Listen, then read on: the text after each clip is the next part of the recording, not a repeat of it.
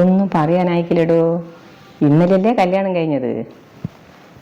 രണ്ടും ഉറങ്ങണീച്ചിക്കില്ലാന്നാ തോന്നുന്നത്. രണ്ടിനെയും പുറത്തൊന്നും കാണുന്നില്ല. എൻ്റെ മോനാണെന്നൊന്നും പറഞ്ഞിട്ട് കാര്യമില്ല. ഈ മുരടൻ സ്വഭാവമുള്ള സുമേഷിനാ വന്നോൾ ഇട്ടേച്ച് പോകുമെന്നാ എൻ്റെ പേടി.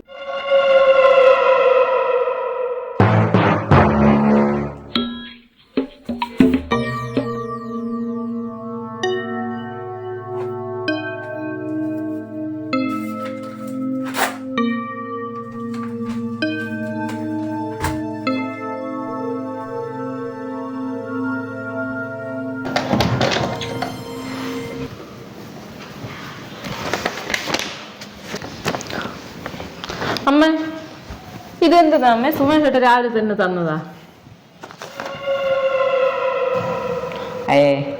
ഓനോന്റെ ആദ്യ രാത്രി കഴിഞ്ഞ അന്നേനെ തുടങ്ങിയാ. എന്തെന്നാ അമ്മ ഇത്? അത് പിന്നെ മോളെ, സുമേഷ് RTOയിലല്ലേ വർക്ക് ചെയ്യുന്നത്.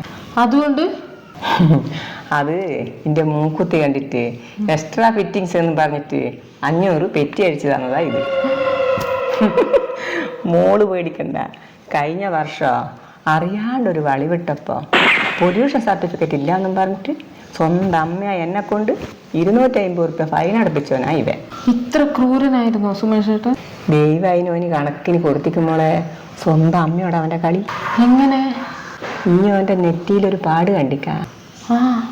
അത് മുമ്പ് ഒരു പെണ്ണ് കാണാൻ പോയപ്പോ പെണ്ണിന്റെ അച്ഛനോട് പറഞ്ഞ് ഒന്ന് ഓടിച്ച് നോക്കിയിട്ട് എടുക്കാന്ന്. അന്നേരോ പെണ്ണിന്റെ വീട്ടുകാർ പിടിച്ചടിച്ചതാ അത്.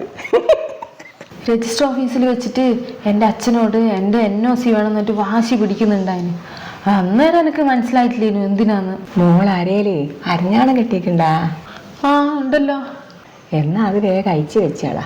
അതെന്തിനാ? ആ അരഞ്ഞാണോ കണ്ടാല് ആക്സിഡന്റിനുള്ള സാധ്യത കൂടുതലാന്ന് പറഞ്ഞിട്ട് അതിനും ഫൈൻ ഇടും. ഇങ്ങനെയാണെങ്കിൽ മോളെ ഇനിയും ഒരുപാട് ഫൈൻ അടക്കേണ്ടി വരും.